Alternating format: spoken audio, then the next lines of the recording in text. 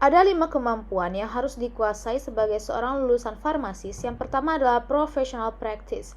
Professional practice ini merupakan sebuah kemampuan seorang farmasis yang sadar akan kewajibannya dan tanggung jawabnya sebagai seorang farmasis. Yang kedua adalah personal skill. Personal skills ini merupakan sebuah kemampuan farmasis yang sadar akan kemampuan yang ada di dalam dirinya yang berpotensi dapat dimanfaati oleh orang banyak atau berpeluang untuk menjadi sebuah sumber daya sebagai seorang farmasis.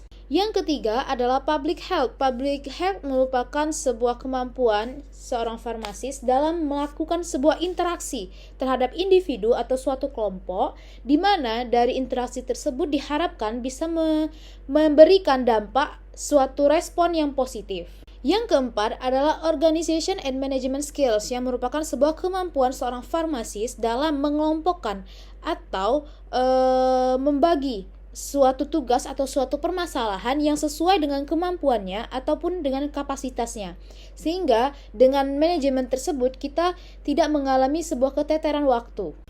Dan yang kelima adalah safe and rational use of medicine, di mana ini merupakan puncaknya dari sebuah kemampuan seorang farmasis, di mana ini merupakan sebuah tanggung jawab utama kita sebagai seorang farmasis untuk memastikan penggunaan obat yang aman dan rasional. Kenapa saya mengatakan poin kelima ini merupakan puncak dari kemampuan sebagai seorang farmasis? Nah, di sini saya mengambil salah satu contoh, yaitu suatu keadaan di rumah sakit di mana itu terjadi antrian yang panjang dalam pengambilan obat. Nah, dari kasus tersebut, kelima kemampuan yang saya sebutkan tadi itu akan bekerja secara berkaitan antara satu dengan yang lainnya.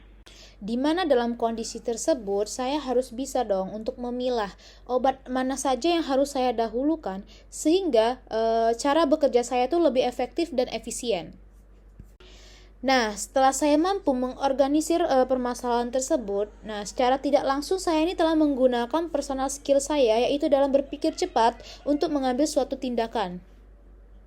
Hal ini terjadi karena saya memiliki rasa tanggung jawab dan kewajiban saya sebagai seorang farmasis untuk memastikan penggunaan obat yang aman dan rasional kepada pasien.